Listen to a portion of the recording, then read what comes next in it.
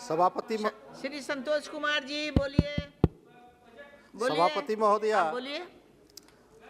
मैं आज केंद्रीय बजट 2022-23 के समर्थन में बोलने के लिए आपके बीच खड़ा हुआ हूँ। आपने मौका दिया, इसके लिए बहुत बहुत धन्यवाद।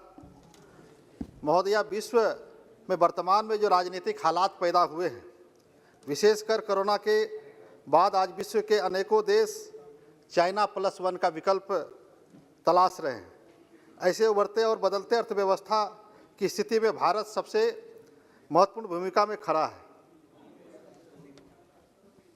भारत को इसका सबसे बड़ा लाभ मिल सकता है और इस बाबत माननीय वित्त मंत्री जी ने इस बजट में प्रधानमंत्री गति शक्ति योजना की जो उद्घोषणा की है, वही भारत को ये इस वैश्विक अर्थव्यवस्था में अहम भूमिका अदा करने के लिए तैयार करेगा। और माननीय प्रधानमंत्री जी ने भारत को 5 ट्रिलियन इकोनॉमी बनाने का जो लक्ष्य रखा है, वह मजबूती के साथ पूरा होगा। मैं माननीय वित्त मंत्री जी को बधाई देना चाहता हूं कि उन्होंने आने वाले वर्षों में राजकोषीय घाटे को धीरे धीरे कम करने का लक्ष्य रखा है। इस बजट के माध्यम से मोदी जी की सरकार ने विपक्ष को पूरी तरह से क्लीन बोल्ड कर दी है। महोदया, ये रोजगार की बात करते हैं। 14 क्षेत्रों में PLI स्कीम के तहत 60 लाख से नए रोजगार सृजन होने वाले हैं। हम लोगों के लिए हर्ष और गर्व का विषय ही है। यह बजट के माध्यम से रक्षा के क्षेत्र में तेजी से आत्मनिर्भरता की ओर बढ़ेगा। कृषि के क्षेत्र में देश में रसायन मुक्त कृषि, प्राकृतिक खेती को बढ़ावा दिए जाने की योजना का प्रावधान किया गया है। 63 करोड़ किसानों को गेहूं और धान की खरीद के लिए 2.37 लाख करोड़ रुपये का प्रत्यक्ष भुगतान किया जाएगा। नाबार्ड इस कृषि एवं ग्रामीण उद्यमों के लिए स्टार्टअप के लिए पूंजी के साथ निधि की सुविधा प्रदान करने जा रहा है। स्वास्थ्य के क्षेत्र में 23 टेली मानसिक स्वास्थ्य केंद्रों का नेटवर्क का निर्माण, जिसमें नीम हैंड्स नोडल केंद्र होगा। यह निश्चित रूप से स्वास्थ्य सुविधाओं को उत्कृष्टता की ओर ले जाने का कार्य करेगा। 2 मिनट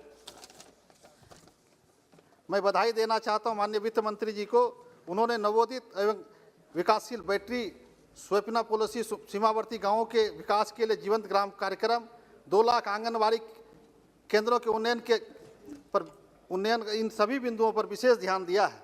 अर्थव्यवस्था में समग्र निवेश को उत्प्रेरित करने के लिए 2022-23 में 1 लाख करोड़ रुपए का राज्यों का आवंटन सामान्य उधार के अतिरिक्त 25 वर्षीय ब्याज मुक्त ऋण स्वागत योग्य कदम है। मैं अपने राज्य बिहार और अपनी पार्टी की ओर से इसके लिए विशेष आभार व्यक्त करता हूं। महोदया, मैं वित्त मंत्री जी से और एक विशेषकर प्रधानमंत्री जी से आग्रह करना चाहता हूं कि इस पूरे बजट में जातीय जनगणना को लेकर अलग से कोई प्रावधान या आवंटन नहीं किया गया है। महोदया, कई दशकों से लंबित अति महत्वपूर्ण विषय है। माननीय मोदी जी ने इस देश के दशकों से लंबित कई विषयों को लेकर लंबी लकीर खींची है। चाहे वो राम मंदिर का मुद्दा हो, चाहे कश्मीर का 370 का मसला हो, या पूर्वोत्तर अलगाववाद, एक मिनट अलगाववाद का विषय हो, सभी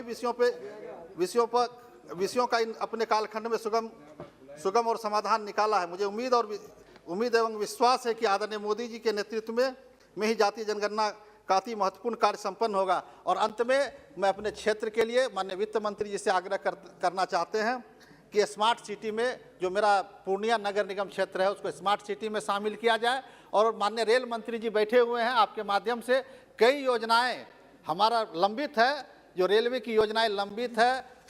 इस देश का सबसे पुराना जिला पूर्णिया है और रेलवे के मानचित्र में कहीं दिख नहीं रहा है। वहाँ से पूर्णिया से कोई सीधी ट्रेन दिल्ली या पटना, बिहार की राजधानी पटना के लिए नहीं है। माननीय मंत्री जी से हम विनती करना चाहते हैं, इसमें प्राथमिकता के आधार पे पूर्णिया से दिल्ली और पटना के लिए ट्रेन की सुविधा करा दे। वंदे भारत जैसी ट्रेन, चाहे तेजस जैसी ट्रेनों की एक सुविधा करा दे। इनके लिए मैं पूर्णिया वासियों की तरफ से माननीय मंत्री जी का आभारी रहेंगे। बहुत बहुत धन्यवाद। धन्यवाद मैडम। श्री राजू बिष्टा जी। धन्यवाद मैडम। आप